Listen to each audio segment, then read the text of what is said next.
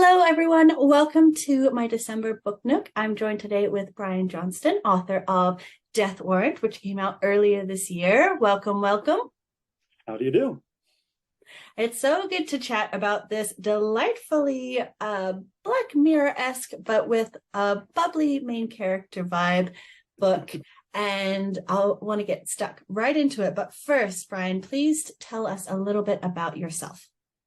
A little bit about myself. Live in Seattle, Washington. Wife, two kids, very large golden doodle.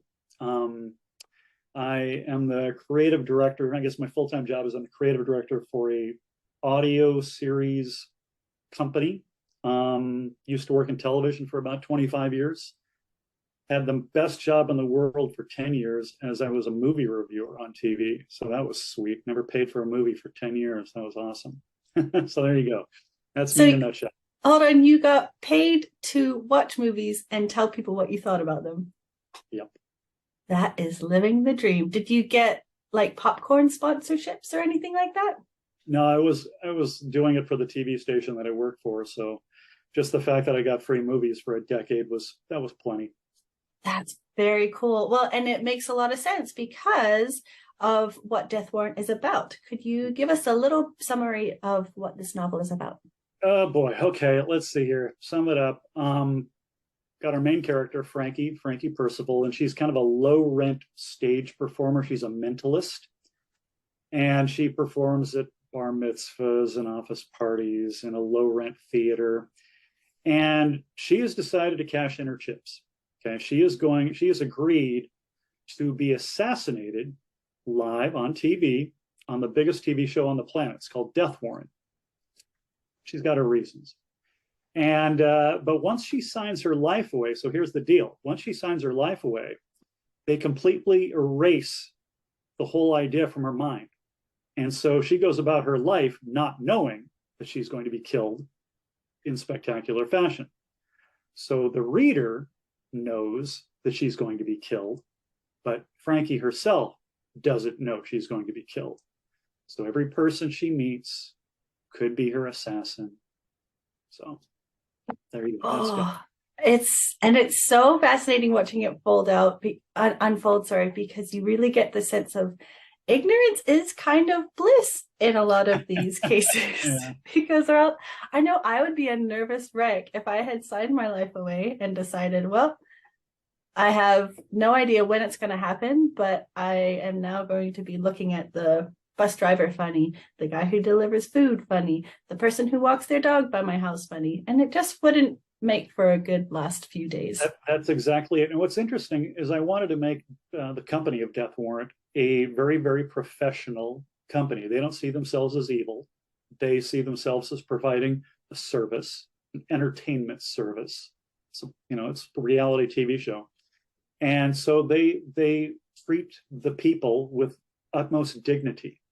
And so they can't imagine somebody having the stress of knowing they're going to be killed on a daily basis. So that's why they wipe that thought from their minds, and so they can go about their lives content, happy, normal, not knowing that they're going to get whacked. And it was so jarring to read because I think there's a line where it's like the people at Death Warrant never had a casual Friday because no one wants to get assassinated by a man wearing cargo shorts. Yeah. Exactly. They all wear suits and stuff. They're very professional. Yeah, absolutely. Oh, it was a very, very believable touch. And the kind of face people who would meet Frankie at first, they were very like kind and compassionate, and you just felt like they were going to bring her cookies and warm milk and make her feel all better. Exactly. Yeah, that's exactly right.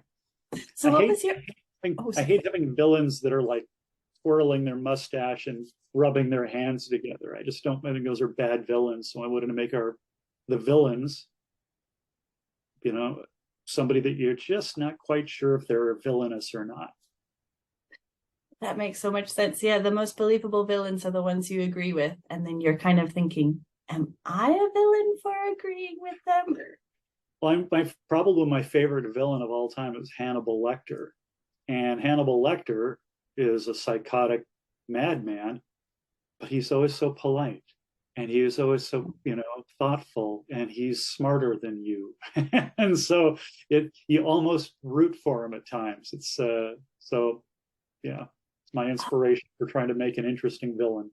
Oh, I love that. And so we've got your inspiration for the villains, but what was your inspiration for the novel?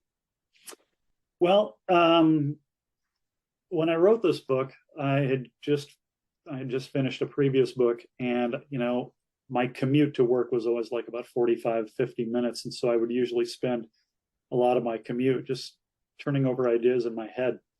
And driving to work one day, I had this idea in my head. I said, would you want to know when you were going to die? Okay. That was the question that I asked myself. And then I thought, okay, let's turn the heat up on that a little bit. What if somebody decided that they could monetize that whole concept? Okay. Who would be able to monetize that concept? A TV show, a reality TV show, which I hate. I hate reality TV shows because they're not reality TV. And so they just kept going, well, what if, what if, what if, what if? And that's how it all came together. Amazing.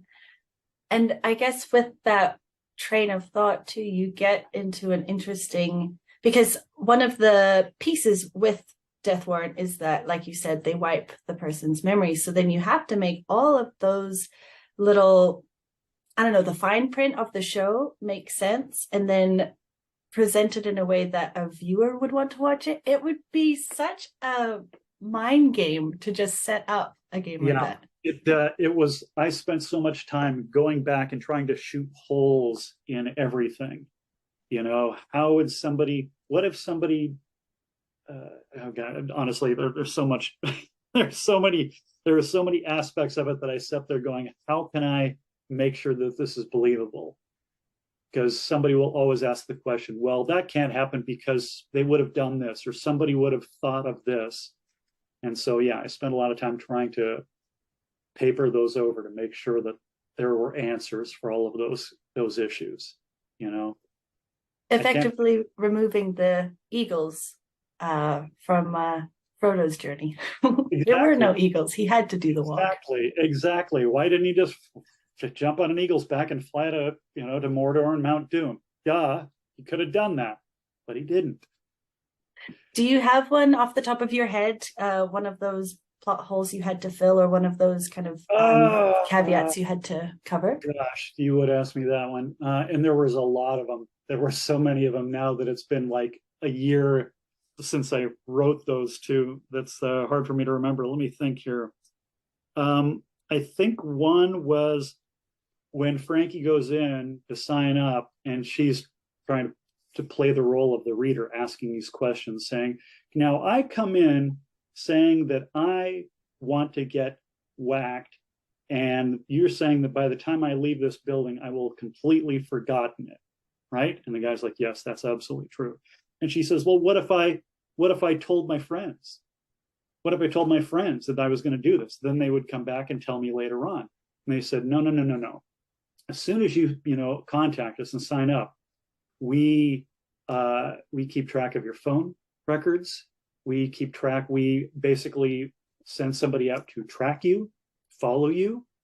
And so that any people that you interact with, we contact and basically do the old Men in Black flashy memory thing on them as well.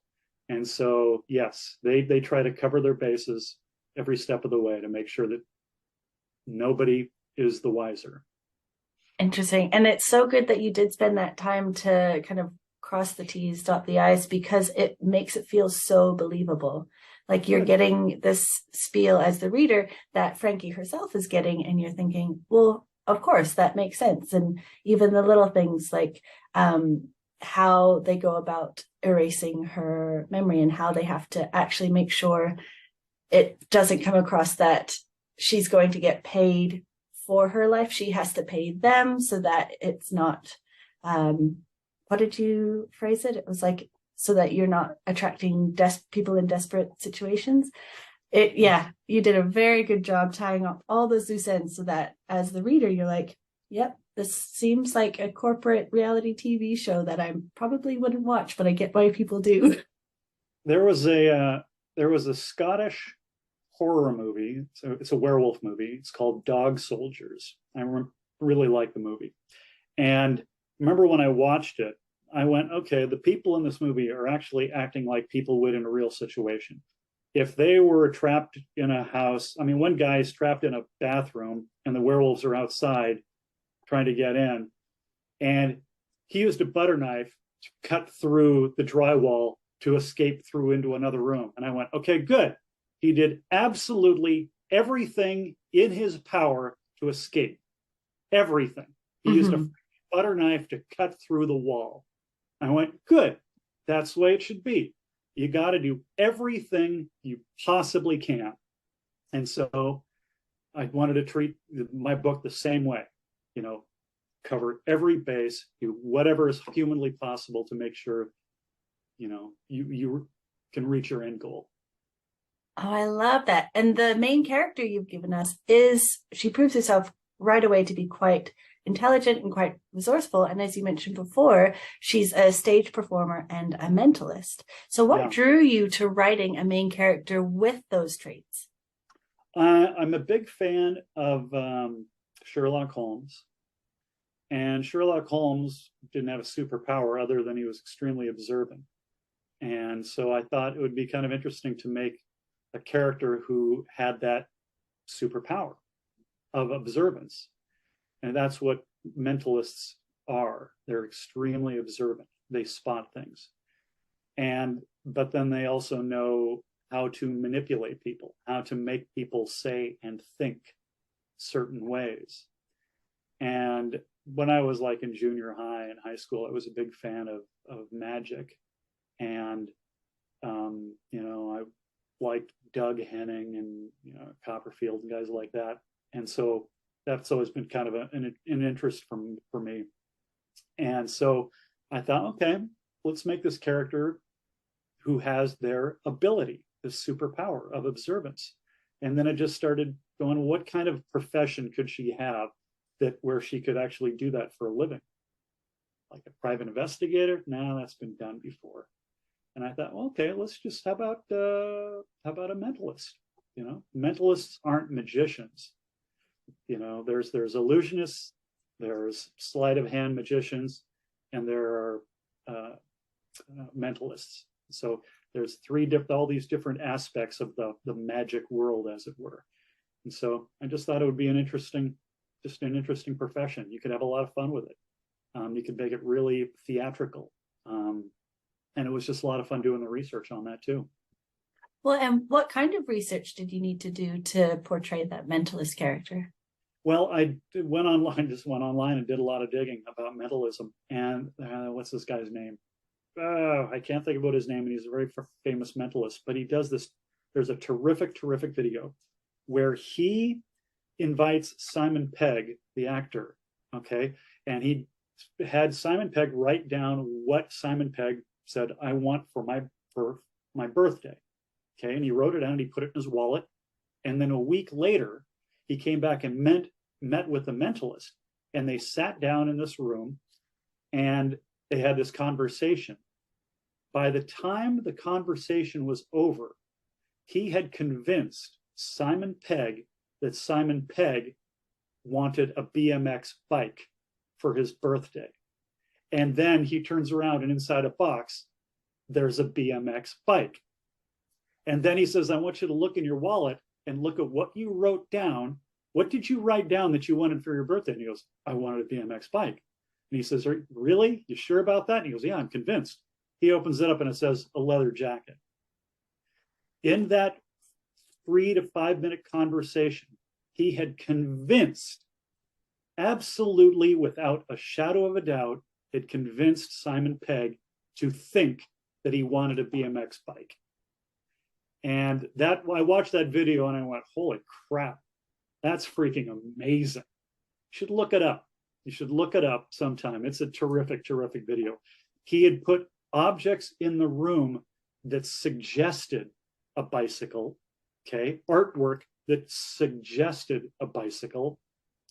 he would make all of these, say these subtle words that had things like the letter X in them and BM in them and bike and saddle and wheel and all of these little subtle things. And he, whenever he would say them, he would touch him, put a hand on his shoulder, hand on his hand.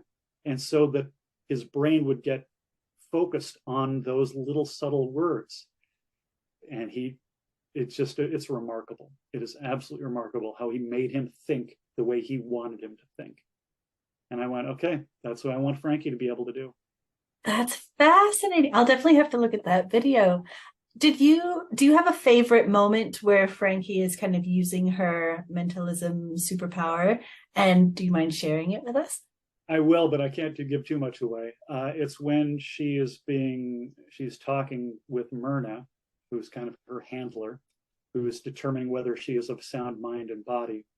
And Frankie knows that she's being watched and listened and videotaped and everything, and they're tracking her heart rate and all these other things. And so she uses that time to basically influence the people at Death Warrant on how they are going to plan to kill her. And that's all part of a very long plan of Frankie's. And that's all I'm going to say. Very cool. She pulls a fast one on them. In fact, And I tell my friends, I said, I will pay you $10 if you can predict how the book ends. Not a single person has been able to collect that $10. oh, okay. So it sounds like there's a giveaway on the table. Anyone figures it out, email you. Nope. There's a million people out there, and I don't want to take the chance of giving up $1 million. Yeah, no, that's okay. April Fools in December. And so you actually have, like you said, a lot of experience in the television world and the movie world, which I'm sure gives you a very unique insight into that particular world. Are there any industry secrets or tricks of the trade that you included in your novel? Yeah, the brainstorming sessions of at Death Warrant, where they're trying to decide on how to kill her. That's just like any writing room or television station where they're brainstorming concepts, except they're talking about, should we drop an anvil on her head, or have her eaten by piranha, things like that. I just had a lot of fun with that, that's all. So there was that aspect of it. One of my friends is a producer for reality TV shows, and she has just told me point blank, she says, there is no reality in reality TV shows. It's a lot of it is scripted. They're told what to say. So when you're watching, flip this house or whatever like that, they are given dialogue. They are frequently, not always, but they're frequently given dialogue. And if they don't get the reaction they want, they'll say, stop, let's go back and do that again. Okay. And sometimes you'll see somebody say something and you'll cut away and you see somebody make a reaction like that. Well, that reaction might have been from something from 3 days earlier that they just cut in to make a good reaction to that, to amp up. I mean, they even do that kind of stuff they did that stuff on American Idol and The Voice. If the judge didn't say something that was quite good enough, they would go back and say, hey, Randy Jackson, could you get more offended by the comment by Simon? Okay. And then they'd reshoot it. So, yeah. Sorry to burst the bubble, everybody, but a lot of TV shows don't have a lot of reality TV on them. Oh, wow. So then you really got to explore that push to the extreme where you've just got these people wanting to make money off of other people's death. Yep. Wow. Very cool. Very cool.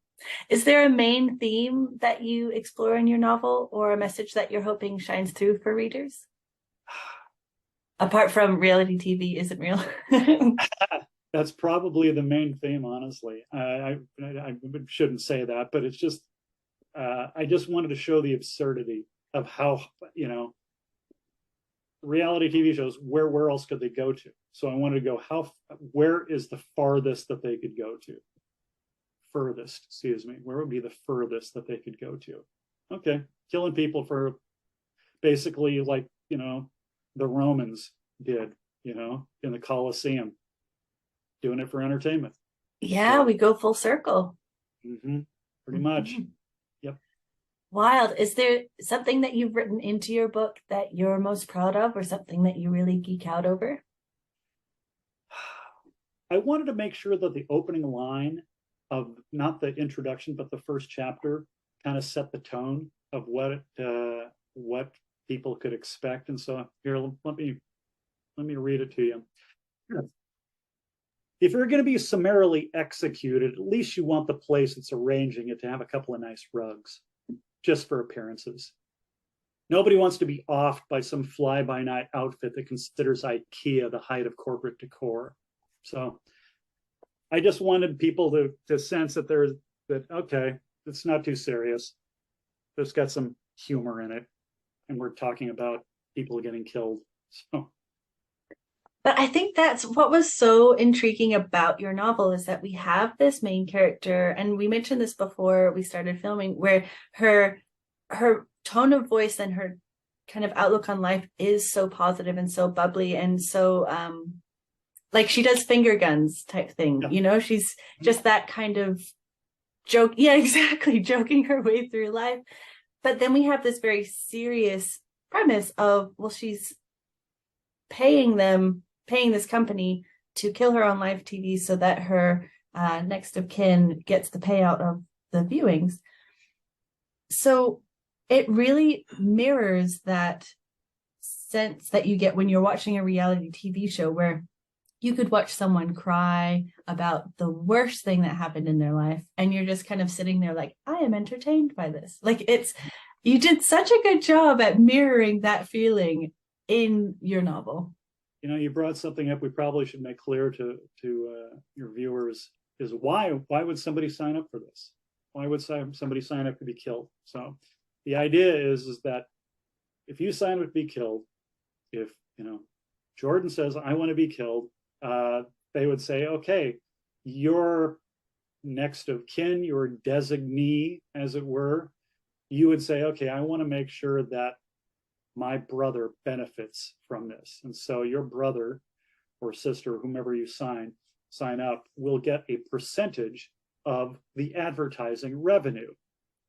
And so the TV show wants to get the best story possible. And that's why they thought Frankie would be a great story.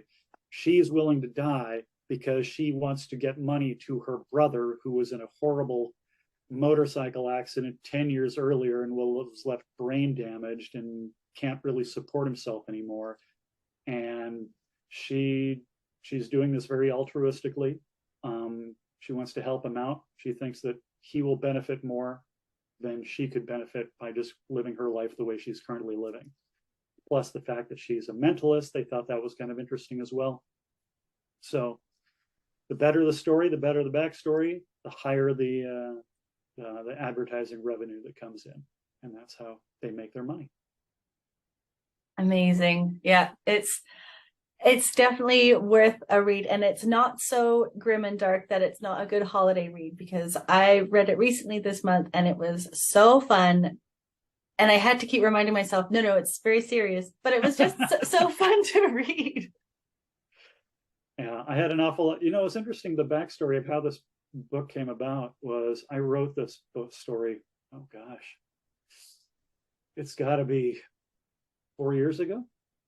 And I wrote it, sent out query letters all over the place, got nothing, absolutely nothing. And so I just set it aside. And then I wrote another book. And then that one got published. And once that one got published, I went back to Death Warrant because I believed in it so much. And I did something that I hadn't done before. I had a friend of mine beta read it for me. And he's a big sci-fi guy. And he saw lots of things that he made a lot of really, really strong suggestions, and that I hadn't seen because I was too close to the project. And I went back and I made all of these changes, and boom, suddenly it gets picked up. by Camcat Publishing. And then, you know, Helga, the editor, astonishingly good editor, she just made all sorts of wonderful suggestions to make it even better, things that hadn't occurred to me. So it took 4 years to make happen, but I believed in the story so much. I knew it was a good concept. I just had to get somebody else to believe in it as well. Incredible. And that's actually really good advice for any upcoming authors who either have a manuscript they've been sitting on or they want to write their first manuscript, is it just takes that belief that it is a story worth others reading, and it needs to get out there. Yeah, I mean, the amount of rejection letters I've had, you know, over my career, I could fill this room, absolutely fill this room. It's astonishing how many rejection letters I've had. But as a friend of mine once told me, it only takes one yes. That's all it takes. One person that likes what you've got. And that's why you keep plugging away, trying to find that one person. There you go. And speaking of finding that one person, have you got any upcoming projects that you're currently you're in the process of sending out? Actually, several. I've got a children's book that I'm working on with a friend of mine who's an illustrator, and we're going to probably start sending that out to see if there's any interest here, probably in the next month or two. And then there's a young adult book. Actually, it's too young to be considered young adult. It's more like 11 and 12-year-olds that I just had an absolute ball writing. It's called Hazel and the Fabulous Vampire Podcaster. And we'll see what I do with that here this later this winter.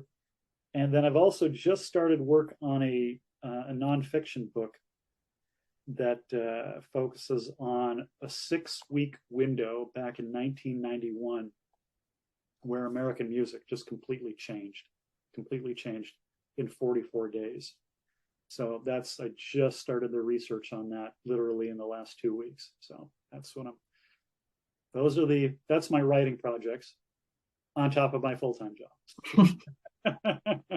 Incredible. So yeah, definitely watch this space. You've got quite a few different pieces coming up next. Well, we'll see if any of them actually get published. That's the trick. Therein lies the rub. Yeah, exactly.